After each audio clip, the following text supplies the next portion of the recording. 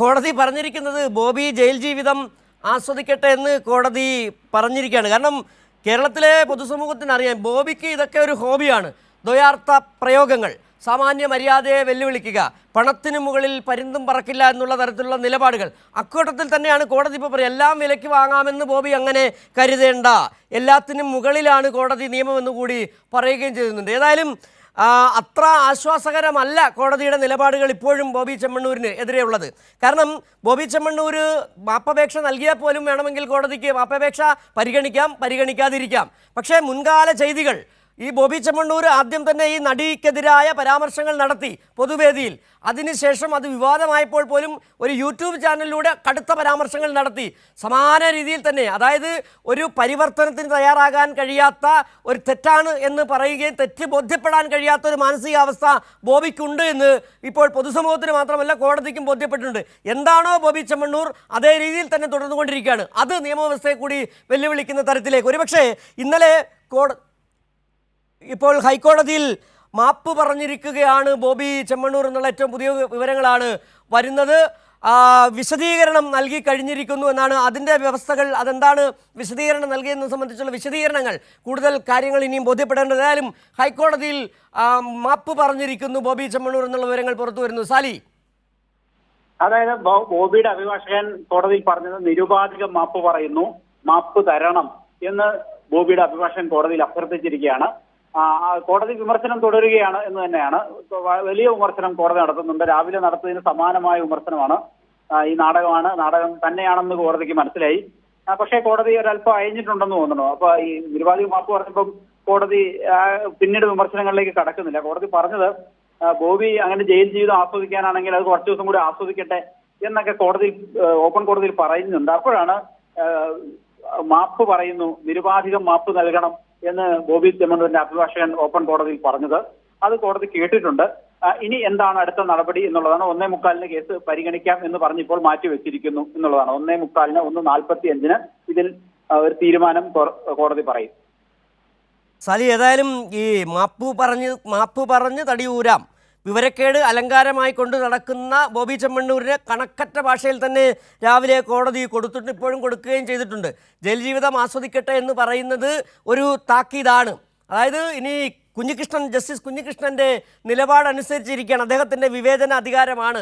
വീണ്ടും ബോബി ചെമ്മണ്ണൂരിന് തടവറ തന്നെ ശരണമാക്കണമോ എന്നുള്ള കാര്യത്തിൽ ജസ്റ്റിസ് പി വി കുഞ്ഞികൃഷ്ണന് തീരുമാനമെടുക്കുക. ഏതായാലും 1:30 ശേഷം വീണ്ടും 1:45 വീണ്ടും കേസ് പരിഗണിക്കും എന്നുള്ള വിവരങ്ങളാണ് ഇപ്പോൾ പുറത്തു വരുന്നത്. നിലവിൽ മാപ്പപേക്ഷ നൽകുക. ഒപ്പം സാലി, ഈ വിശദീകരണം നൽകിയോ? എന്തുകൊണ്ട് ബോണ്ട് എക്സിക്യൂട്ട് ചെയ്യാത്തതിൻ്റെ കാര്യം ഇന്നലെ പുറത്തിറങ്ങാഞ്ഞത് എന്നത് സംബന്ധിച്ച വിവരങ്ങൾ എന്തെങ്കിലും നമുക്ക് ലഭിക്കുന്നുണ്ടോ? അതായത് കോടതി ഇതാണ് പറഞ്ഞത്, നടപടിക്രമങ്ങൾ വൈകി എന്നുള്ളത് തന്നെയാണ് ബോബിയുടെ അഭിഭാഷകൻ പറയുന്നത്. പക്ഷെ ഒരു വിശദീകരണം എന്താണ് എഴുതി നൽകിയിരിക്കുന്നത് എന്നത് വ്യക്തമല്ല. അതും കൂടി മനസ്സിലാക്കിയാൽ മാത്രമേ എന്താണ് സാങ്കേതികമായ വിശദീകരണം നൽകുന്നത് എന്നുള്ളത്. കോടതി ആവർത്തിച്ച് ചോദിച്ചത് എന്തുകൊണ്ടാണ് ഇന്നലെ ഇറങ്ങാതിരുന്നത് എന്തുകൊണ്ടാണ് എന്നാണ് കോടതി ചോദിക്കുന്നത്. അതായത് ഇന്നലെ ബോണ്ട് എക്സിക്യൂട്ട് ചെയ്ത് റിലീസ് ചെയ്യാനുള്ള നടപടിക്രമങ്ങൾ പൂർത്തിയായിരുന്നു. കോടതി അത് പറയുന്നത് തന്നെയാണ്. 3:30 കോടതി വിധി പറഞ്ഞു. 4:10 അത് ഹൈക്കോടതി വെബ്സൈറ്റിൽ അപ്ലോഡ് ചെയ്തു. 4:45 ഇത് മജിസ്ട്രേറ്റ് കോടതിയിൽ എത്തി. മജിസ്ട്രേറ്റ് കോടതിയിൽ നിന്ന് 4:45 റിലീസിംഗ് ഓർഡർ പുറത്തിറങ്ങി. ആ റിലീസിംഗ് ഓർഡർ കയ്യിൽ വാങ്ങി.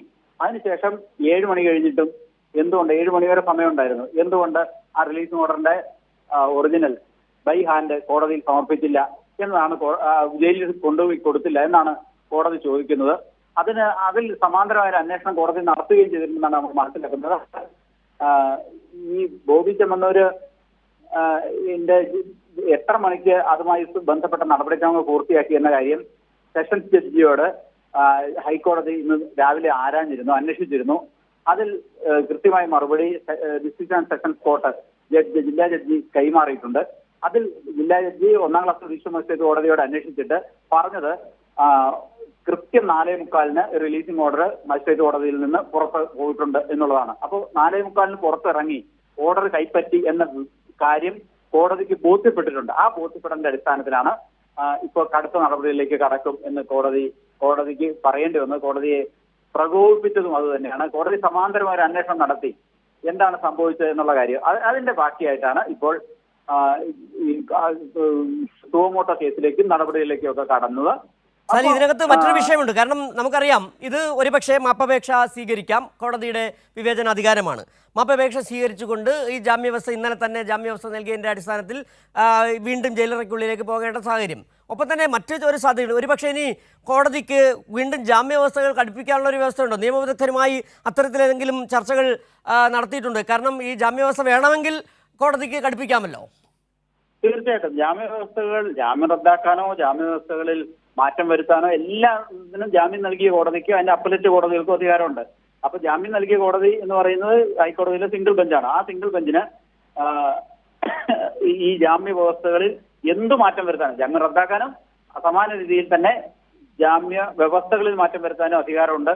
ആ അധികാരം ഉപയോഗിച്ച് ജാമ്യ വ്യവസ്ഥകളിൽ മാറ്റം വരുത്തിയാൽ കൂടുതൽ ഉപാധികളും വ്യവസ്ഥകളും കോടതിക്ക് മുന്നോട്ട് വയ്ക്കാം. ആ സ്വാഭാവികമായിട്ടും മാധ്യമങ്ങളോട് സംസാരിക്കരുത്, സോഷ്യൽ മീഡിയ കൈകാര്യം ചെയ്യരുതെന്നൊക്കെയുള്ള വ്യവസ്ഥകൾ ആഡ് ചെയ്യും എന്ന് തന്നെയാണ് നമ്മൾ കരുതുന്നത്. അതുണ്ടാകും എന്നും കരുതുന്നു. ഏതായാലും അതെല്ലാം ഉൾപ്പെടുന്ന ഒരു ഉത്തരവായിരിക്കും 1:45 കോടതി പറയുക.